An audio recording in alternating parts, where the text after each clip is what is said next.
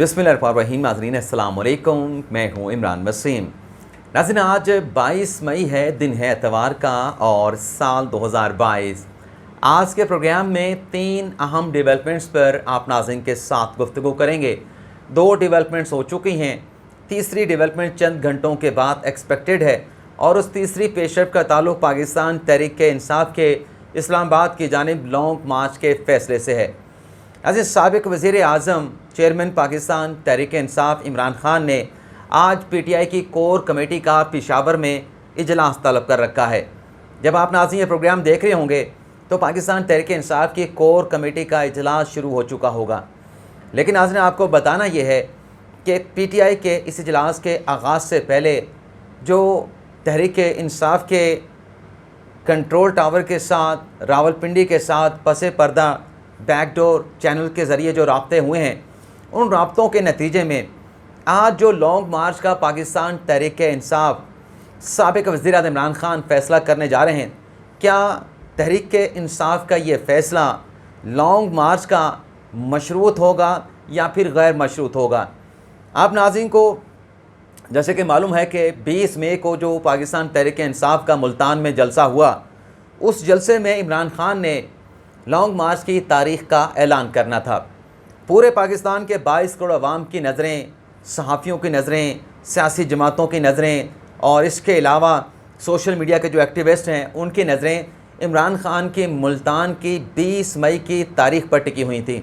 और सब ये सुनना चाह रहे थे, सब ये देखना चाह रहे थे कि मुल्तान के जलसे में इमरान खान पाकिस्तान तहरीक-ए-इंसाफ के इस्लामाबाद की जानिब लॉन्ग मार्च के लिए कौन सी तारीख़ का ऐलान करते हैं। लेकिन आज इमरान खान ने जब अपनी तकरीर की और जब वो लम्हा पहुंचा कि जब तारीख़ का ऐलान करना था, तो इमरान खान ने कहा कि मैं आज नहीं बल्कि 2 रोज़ के बाद जो पेशावर में PTI की कोर कमेटी का इजलास बुलाया गया है, उस इजलास में लॉन्ग मार्च की तारीख़ का फ़ैसला करूँगा और मोस्ट प्रॉबेबली इमरान खान ने कहा कि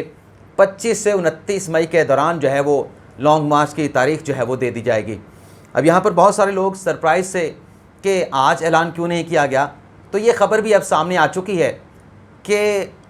पाकिस्तान तहरीक-ए-इंसाफ के चेयरमैन पाकिस्तान तहरीक-ए-इंसाफ इमरान खान के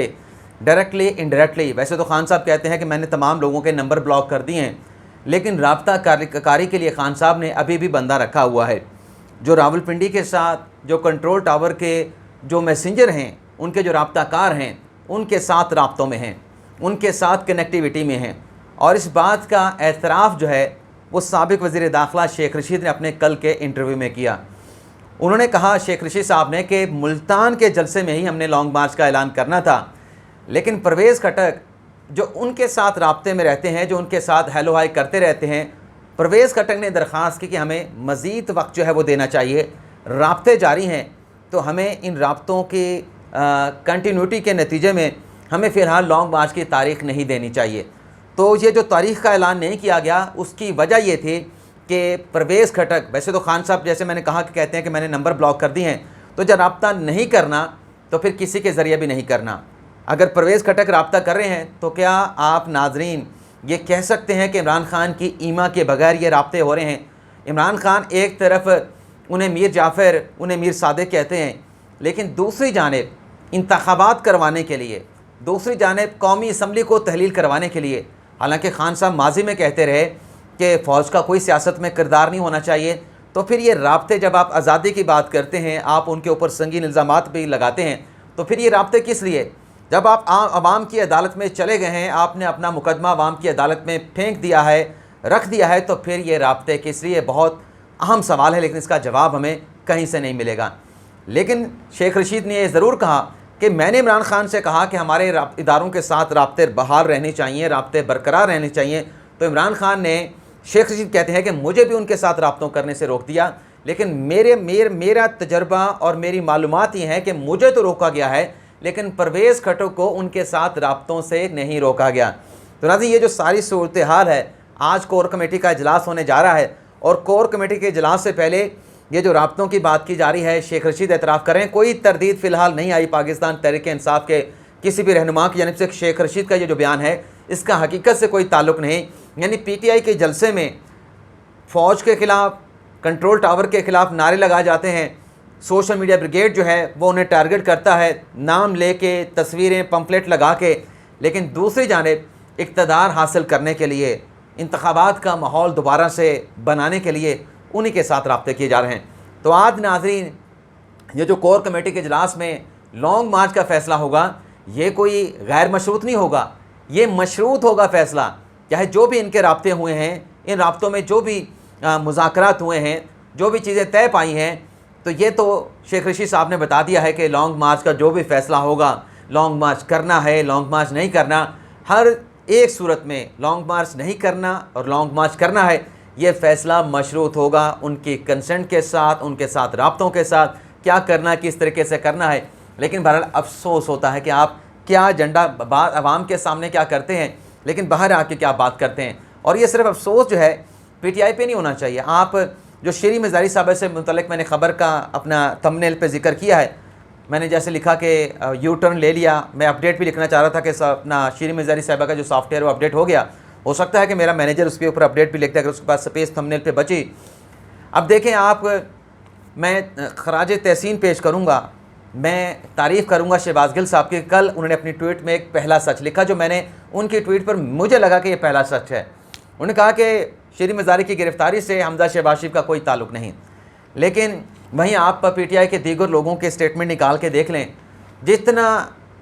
मलबा था, सियासी मलबा, सियासी गन, सियासी बयानात जो है, वो तोपों का रुख जो है वो पंजाब हुकूमत, वज़ीर आला पंजाब, वज़ीर आज़म शहबाज शरीफ और वज़ीर दाखिला जो है वो राना सनाउल्लाह की तरफ रखा।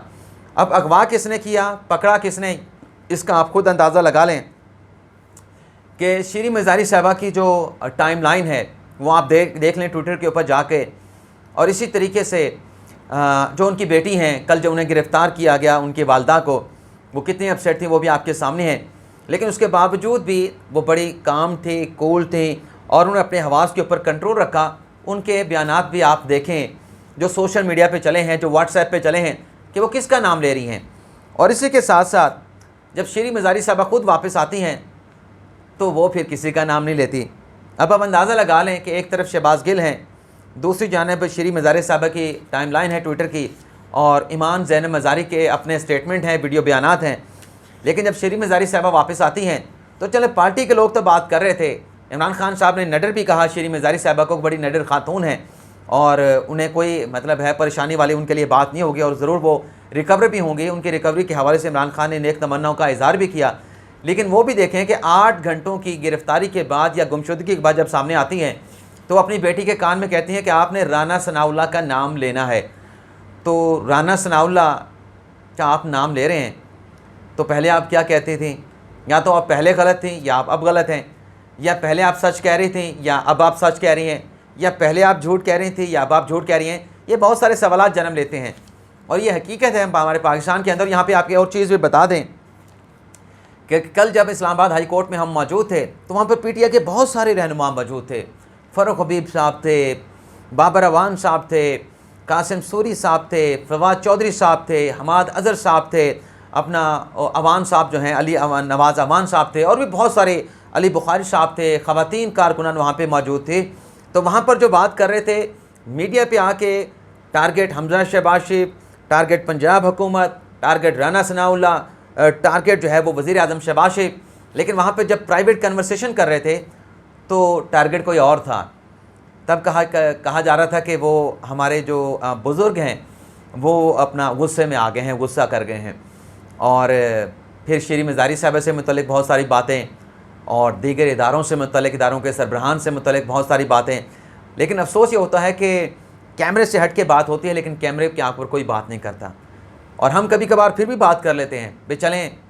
हमारा सहाफ़ी हमारा काम है, लेकिन फिर हम कभी मोस्टली इन बातों को छोड़ देते हैं कि जिनका कंसर्न है वो नाम नहीं ले रहे, तो हमें नाम लेने का हमारा क्या सर दर्द है। तो ये भी सूरत हाल आपके साथ हमने शेयर करनी थी कि 8 घंटे की गिरफ़्तारी के बाद शीरी मज़ारी साहबा कहती हैं कि मुझे राना सनाउल्लाह ने गिरफ़्तार किया है, और अपने बयान में खुद ही इसे अपना राना सनाउल्लाह के ऊपर और शहबाज शरीफ के ऊपर जो है वो उनका नाम लेती हैं, और अपने बयान में ख़ुद कह देती हैं कि मेरा जो मोबाइल फ़ोन है उसका एंटी करप्शन के मामले के साथ क्या ताल्लुक़ है, वो क्यों लिया गया। खुद ही अपनी बात की तरदीद कर देती हैं और जो बेटी के कान में फिर बात की अपनी तरफ से, तो उन्होंने एक, मैं चालाकी भी लफ्ज़ मुनासिब नहीं समझ रहा, होशियारी भी मुनासिब नहीं समझ रहा, लेकिन अपनी अपनी तरफ से उन्होंने कोशिश की कि बेटी बजाय इसके कोई ऐसा स्टेटमेंट दे, लेकिन बेटी तो पहले स्टेटमेंट दे चुकी थी, बेटी के स्टेटमेंट तो वहाँ तक पहुँच भी चुके हैं। तो बात यह है कि अगर वो जो बुज़ुर्ग कहते हैं कि पहले तोलो फिर बोलो, या तो फिर आप ये पैमाना रखें, फिर अगर आपने बोल लिया है, आप ये समझते हैं, और कर शीरी मज़ारी साहब ने कहा कि मेरा जो स्टांस है, मेरा जो मौक़िफ़ है, उसको कोई तब्दील नहीं कर सकता, लेकिन तब्दीली तो नज़र आ रही है। अब जो ओवन चौधरी साहब ने इंटरव्यू दिया है, 44 मिनट का इंटरव्यू, सारे इंटरव्यू पर बात मैं नहीं कर सकता। मैंने 2-3 सवाल जो है फवाद अपना ओवन चौधरी के कल के इस इंटरव्यू से निकाले हैं। एक तो यहाँ पे डेवलपमेंट एक और ये भी हो गई है कि ओवन चौधरी के इंटरव्यू के बाद अब साहब जो उस्मान बुज़दार साहब हैं, उन्होंने 50 करोड़ का लीगल नोटिस जो है वो ओवन चौधरी को भिजवाया है कि अपने ये जो बेबुनियाद इल्ज़ामात हैं इसे वापस लिया जाए, बसूरत दिगर आपके ख़िलाफ़ कानूनी कार्रवाई और कानूनी चाराजोई और 50 करोड़ हर्जाने का जो है वो नोटिस जो है वो आपका मुकदमा जो आपके ख़िलाफ़ फाइल किया जाएगा। अभी ये इंटरव्यू दिया, इसमें एक तो उन्होंने बात की अपनी, उन्होंने पर्सनल कंप्लेंट की कि मेरी कितनी लॉयल्टी थी पाकिस्तान तहरीक-ए-इंसाफ के साथ, और जब इमरान खान ने हल्फ उठाना था तो मुझे टेलीफोन कॉल करके कह दिया गया कि ख्वाब देखा गया है और ख्वाब में बताया गया है कि ओवन चौधरी का हल्फ बर्दारी की तकरीब में नहीं जाना। अब बहुत सारे दोस्त जो है वो नाराज़ हो जाते हैं कि हम रूहानियत की बात क्यों करते हैं, ख्वाब की बात क्यों करते हैं। अब मैं नहीं बात कर रहा, ये ओवन चौधरी बात कर रहे हैं, और ओवन चौधरी को ख्वाब की बात इमरान खान साहब ने खुद की है। इसमें अगर कोई गलती है तो उसको भी पता चला लिया जाए, क्योंकि ओवन चौधरी तो कहते हैं मेरे पास जो मैसेज है जो इमरान खान ने भेजा था रात के 2 बजे, वो मेरे पास मैसेज महफूज है। और तोशा खाना से मुतल्लिक़ भी उन्होंने बहुत सारी बातें की, लेकिन तोशा खाना के ऊपर बात करना आज के प्रोग्राम में वक्त ज़ाया करने के मुतरादिफ होगा। लेकिन एक बात उन्होंने की कि जितने भी तहाइफ आए इनको कहाँ बेचा गया। ये जो CSO थे इमरान खान के चीफ सिक्योरिटी ऑफिसर, उन्होंने भी नहीं बेचे ये तहाइफ, और जो ADC थे इमरान खान के, उन्होंने भी नहीं बेचे। लेकिन बनी गाला के एक उन्होंने मुलाजिम का नाम लिया, मुलाजिम है जो भी है, उन्होंने कहा ये नाम वहाँ पे होते हैं जिन्हें अब बनी गाला से निकाल दिया गया है, उन्हें सब पता है कि तहाइफ कहाँ पे भेजे गए, तमाम रिकॉर्ड मौजूद है। लेकिन असल जो सवाल उठता है इस इंटरव्यू के ऊपर, जिसमें उन्होंने कहा कि मैंने खान साहब को बताया कि सूबा पंजाब जो है बुज़दार नहीं बल्कि एहसन जमील गुज्जर और फराह खान जो है वो चला रही हैं, और जितने भी ट्रांसफ़र पोस्टिंग की जा रही है मेरे पास, ओवन चौधरी ने कहा कि एक एक ट्रांसफ़र पोस्टिंग का रिकॉर्ड मौजूद है, किस कमिश्नर को किसके कहने पर, कितने पैसों पर, डिप्टी कमिश्नर को, चीफ कमिश्नर को, कौन से प्रिंसिपल सेक्रेटरी को कब कितने पे किस मकसद के लिए लगाया गया, किसकी सिफारिश पे लगाया गया। उन्होंने कहा कि मेरे पास तमाम रिकॉर्ड मौजूद है, और इस पर उन्होंने अफसोस का इजहार भी किया कि हमारी जद्दोजहद क्या थी, लेकिन पंजाब का सूबा किसके हवाले कर दिया गया। यानी वो बंदा जो नाहल है, ओवन चौधरी कह रहा है नालायक है, करप्ट है, और इतने करप्शन के उसके इंकशाफात आने वाले दिनों में सामने आएंगे। ये ओवन चौधरी अपने इंटरव्यू में कह रहे हैं कि आपके रोंगटे खड़े हो जाएंगे। और नाहली से मुतल्लिक़ ओवन चौधरी ने कहा कि एक मीटिंग प्रेजेंटेशन चल रही थी, और प्रेजेंटेशन के एंड में बुज़दार साहब पूछते हैं कि नेस्ले और नेस्पाक में क्या फ़र्क होता है। इसी तरीके से ओवन चौधरी नहीं, एक और भी बात चली थी जब कोविड चल रहा था, तो किसी ने कहा कि प्रेजेंटेशन के दौरान उस्मान बुज़दार साहब ने पूछा कि ये जो कोरोना है ये काटता कैसे है। तो ये सूरत हाल है। और ख़ान साहब अपने फ़ैसलों से मुतल्लिक़ कितने परसिस्टेंट हैं, कितने मुस्तकिल मिजाज हैं, तो ये भी ओवन चौधरी ने बताया कि फवाद चौधरी ज़िमनी इलेक्शन गालिबन 2018 में हार गए, और उसके बाद उन्होंने कुछ ट्वीट की तो इमरान खान ने फवाद चौधरी को निकालने का फ़ैसला कर लिया, यानी इसे पार्टी से फौरी तौर पर निकाल दिया जाए। और ओवन चौधरी कहते हैं कि मैंने पार्टी को बचाने के लिए, लॉयल लोगों को बचाने के लिए वो बरतरफी का नोटिस जो है फवाद चौधरी का जारी नहीं किया। मैंने जहांगीर तरीन को बुलाया और फिर फवाद चौधरी की मुलाकात करके उस मामले को सेटल डाउन किया। तो अपनी खिदमात के हवाले से ये बता रहे हैं। लेकिन आगे वो जो बात कहते हैं कि इमरान खान जो कहते हैं दूसरों को कि मोदी का यार है, अब इसके ऊपर सवाल पैदा होता है। एक तो उस पर सवाल पैदा होता है कि जब ये तमाम रिकॉर्ड ट्रांसफ़र पोस्टिंग का एहसन जमील गुज्जर, फराह खान सूबे को चला रहे थे, तो खान साहब ने इस मामले की तहकीक क्यों नहीं की, इस पे खान साहब ने जो है वो नज़रें दूसरी तरफ क्यों मोड़ ली। ये सवाल तो पैदा होता है, बाकी चीज़ों को तो हम छोड़ देते हैं क्योंकि अपनी पार्टी का बंदा कह रहा है। और इससे पहले अलीम खान भी ऐसी बातें कर चुके हैं, ये इल्ज़ामात लगा चुके हैं। तो एक से ज़्यादा बंदों से ये बातें आ रही हैं, और साफ़ी तो बहुत सारा बात कर रहे हैं, लेकिन आपकी अपनी पार्टी के रूठे हुए नाराज़ लोगों की बात कर रहे हैं। और तीसरी उन्होंने बात की कि जो मोदी के साथ इमरान खान के वज़ीर बनने से पहले मुलाकात हुई, उस मुलाकात का एजेंडा क्या था, उस मुलाकात का मकसद क्या था। वो उन्होंने कहा कि मैंने खुद अरेंज कराई, किसके कहने पे अरेंज कराई ये भी नहीं बताऊंगा, एजेंडा भी नहीं बताऊंगा, मकसद क्या था वो भी नहीं बताऊंगा। अब ये सवाल ये पैदा होता है कि खान साहब दूसरों को तो कहते हैं कि मोदी का यार है, लेकिन ओवन चौधरी कहते हैं कि इमरान खान की ख्वाहिश के ऊपर ये मुलाकात हुई, तो तो ये भी सवालात जन्म लेते हैं कि मुलाकात क्यों हुई, इसका मकसद क्या था, पस मंज़र मकासद क्या थे, एजेंडा क्या था, ये भी सामने आना चाहिए। आपसे ज़्यादा प्रोग्राम ख़त्म करने से पहले एक सवाल भी मैं यहाँ पे छोड़ के जाऊँगा। कल जब शीरी मज़ारी साहबा की गिरफ़्तारी हुई तो पाकिस्तान तहरीक-ए-इंसाफ़ की जानिब से एक मौक़िफ़ दिया गया, बयानिया दिया गया कि जिस अराज़ी के मुकदमे में शीरी मज़ारी साहबा को गिरफ़्तार किया गया है, ये तब का मुकदमा है जब शीरी मज़ारी साहबा जो है वो 12-13 साल की होती थी, बहुत छोटी हुआ करती थी। बिल्कुल सही मौक़िफ़ है कि बड़ी छोटी एज में इस तरह की जालसाज़ी वो तो नहीं कर सकती थी। फिर इसी मौक़िफ़ के ऊपर सवाल ये भी पैदा होता है कि जो लंदन के फ्लैट्स हैं जिसमें मरीम नवाज़ को बेनिफिशियल ऑनर करार दिया गया, तो जब वो लंदन के फ्लैट ख़रीदे गए थे तो मरीम नवाज़ की एज क्या थी, और अगर ये कंसेशन जो है वो कम उम्री की शीरी मज़ारी साहबा को मिल सकती है तो ये क्या मरीम नवाज़ को भी दी जा सकती है? ये एक सवाल है। आपसे ज़्यादा चाहते हैं। अल्लाह हाफ़िज़।